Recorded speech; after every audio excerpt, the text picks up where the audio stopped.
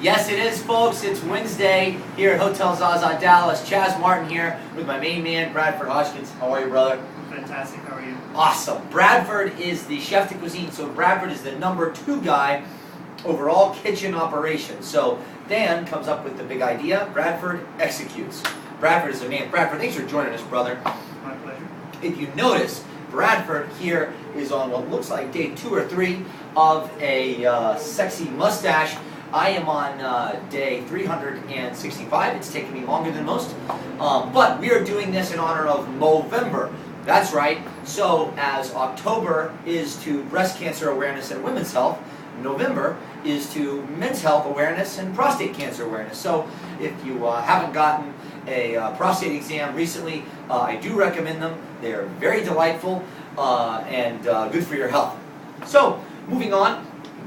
We're going to push your limits a little bit today. This is a white Burgundy. Why do I say white Burgundy? I could have said Chardonnay. I could have said this is a Chardonnay from France. But when you're referring to wine from France, you typically refer to it by the area that it's from. So in California, you'll see, oh, this is a Chardonnay. It says it on the label. But in France, they just list where it's from. And by where it's from, you are to determine the grape varietals. So in Burgundy, predominantly, there is Pinot Noir and there is Chardonnay. This is a white Burgundy, which means it's Chardonnay. 99.9% of the time, it will be Chardonnay or Pinot Noir if it's red or white. This is from the Macon, which is kind of in the southern part of Burgundy, and it's really delicious, real crisp. But the biggest difference is when you think Chardonnay from California, you're probably thinking big, weighty, maybe buttery, oaky. I get a lot of buttered popcorn in big Chardonnays from California, but this is very, very different. White Burgundy in general is going to be much cleaner, crisper, a little bit lighter, and you get more minerality than you do fruit. So let's taste it.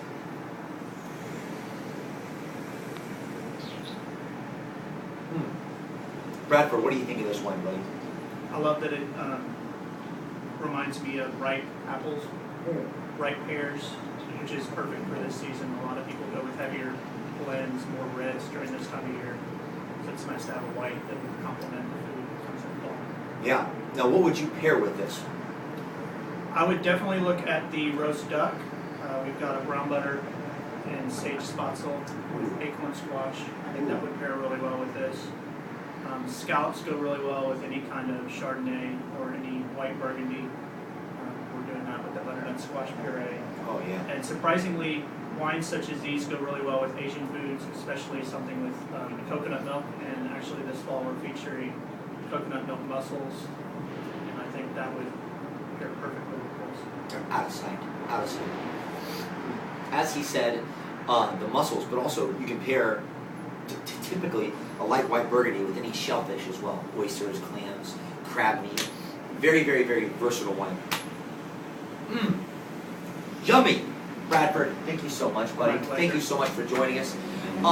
Thank you guys for joining us. Follow us at Hotel Zaza on our Facebook website. Also at Movember.com. You can check the updates as we grow them out for the rest of the month.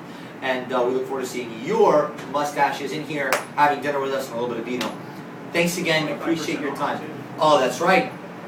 Wear your mustache in to Dragonfly, and you get 25% off if you mention it to your waiter. So, awesome. Bradford, thank you, my brother. My pleasure. You're the man.